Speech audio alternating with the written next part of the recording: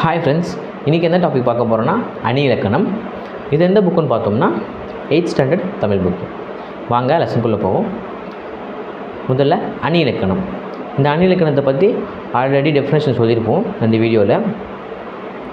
செய்யுளுக்கு அழகு தருவனவாகிய அணிகள் சிலவற்றை முன் வகுப்புகளில் கற்றோம்.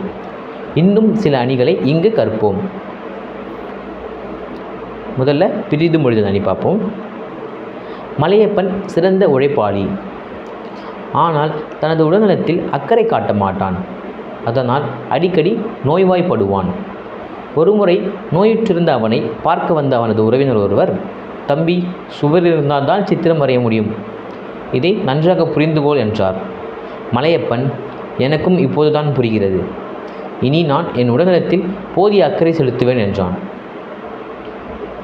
இப்பகுதியை படித்து பாருங்கள். சுவர் இருந்தால்தான் சித்திரம் வரைய முடியும். சுவர் இருந்தால்தான் சித்திரம் வரைய முடியும்.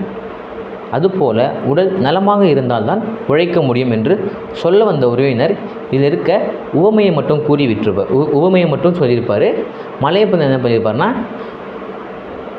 சொல்ல வந்த கருத்தை அவராகவே புரிந்து கொண்டிருப்பார்.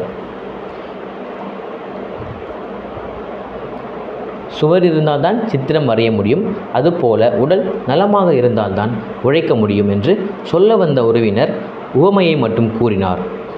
அவர் சொல்ல வந்த கருத்தை மலையப்பன் தானாக புரிந்து கொண்டான். இவ்வாறு உவமையை மட்டும் கூறி அதன் மூலம் கூற வந்த கருத்தை உணர வைப்பது தான் பிரிது மொழிதல் அணி எனப்படும்.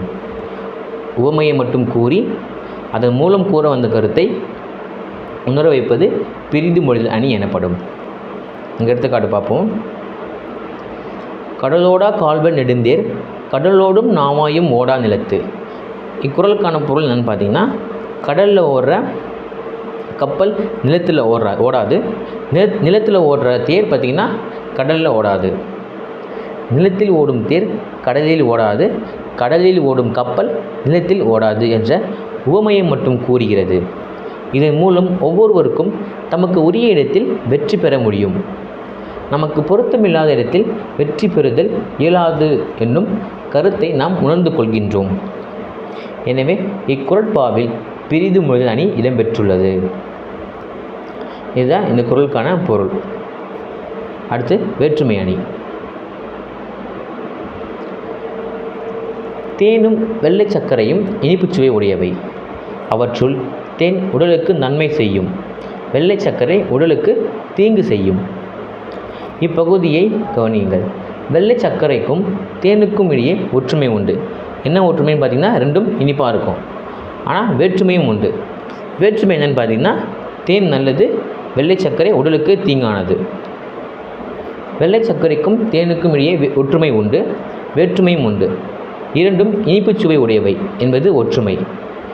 ஒன்று உடலுக்கு நன்மை செய்யும், இன்னொன்று தீங்கு செய்யும் என்பது வேற்றுமை. இவ்வாறு இரண்டு பொருள்களுக்கு இடையே உள்ள ஒற்றுமையை கூறி பிறகு அவற்றுள் ஒன்றை வேறுபடுத்தி காட்டுவது தான் வேற்றுமை அணி. ரெண்டு பொருள்களுக்கான இடையே உள்ள ஃபஸ்ட்டு ஒற்றுமையை கூறிவிட்டு அதுக்கப்புறம் அவற்றுள் ஒன்றை வேறுபடுத்தி காட்டுவது தான் வேற்றுமை அணி எனப்படும். எடுத்துக்காட்டு பார்ப்போம். தீயினால் சுட்டப்புண் உள்ளாரும் ஆறாதோ நாவினால் சுட்டவடு. இங்கே தீயினால் சுட்ட புண்ணையும் நாவினால் பேசின வார்த்தையும் சொல்கிறாங்க. இக்குறளில் முதலில் நெருப்பு, கொடுஞ்சொல் ஆகிய இரண்டும் சுருந்தன்மை உடையவை என்று கூறப்படுகிறது. இதுதான் ரெண்டுத்துக்கும் உள்ள ஒற்றுமை.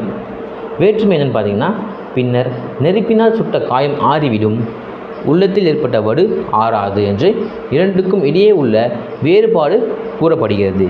எனவே இது வேற்றுமை அணி ஆகும். அடுத்து இரட்டுற மொழிதல் அணி. காலில் காயத்திற்கு கட்டு போட்டிருந்த இளைஞன் ஒருவன் பேருந்தில் ஏறினான். எந்த ஊருக்கு பயணச்சீட்டு வேண்டும் என்று நடத்துனர் கேட்டார். அதே நேரம் அருகில் இருந்தவர் உன் காலில் எதனால் காயம் ஏற்பட்டது என்று கேட்டார். அவன் செங்கல்பட்டு என்று கூறினார். அதாவது அவங்க கேட்ட ரெண்டு கேள்விக்கும் இவர் ஒரே வார்த்தையிலே பதிலை கொடுத்துட்டாரு. செங்கல்பட்டு என்று கூறினான். அவன் கூறியது இருவரின் வினாக்களுக்கும் பொருத்தமான விடையாக அமைந்தது. அவன் செல்ல வேண்டிய ஊர் பார்த்திங்கன்னா செங்கல்பட்டு, அதுக்கப்புறம் காலில் செங்கல் பட்டதால் காயம் ஏற்பட்டது என மற்றவர் புரிந்து கொண்டார்.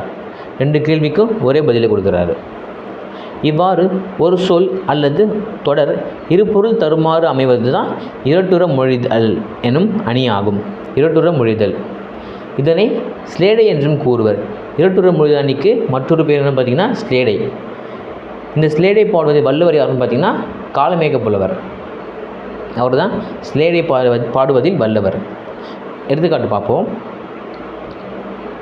ஓடும் இருக்கும் அதனுள் வாய் வெளுத்திருக்கும், நாடும் கொலைதனக்கு நாணாது சேடிய தீங்காது இல்லா திருமலை ராயன் வரையில் தேங்காயும் நாயும் நேர்ச்செப்பு.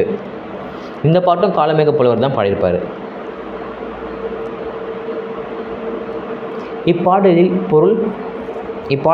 இப்பாடலின் பொருள் தேங்காய் நாய் ஆகிய இரண்டுக்கும் பொருந்துவதாக அமைந்துள்ளது. தேங்காயில் ஓடு இருக்கும். தேங்காயின் உட்பகுதி வெண்மை நிறத்தில் இருக்கும். தேங்காய் கோணல் இல்லாமல் குலையாக தொங்கும். நாய் சில சமயம் ஓடிக்கொண்டிருக்கும், சில சமயம் ஓரிடத்தில் படுத்து இருக்கும். அதன் வாயின் உட்பகுதி வெண்மையாக இருக்கும், குறைப்பதற்கு வெட்கப்படாது. இவ்வாறு இப்பாடல் 2 பொருள் தரும்படி பாடப்பட்டுள்ளதால் இது இரட்டுற மொழிதல் அணி எனப்படும். இதுக்கு மற்றொரு பெயர் ஸ்லேடை.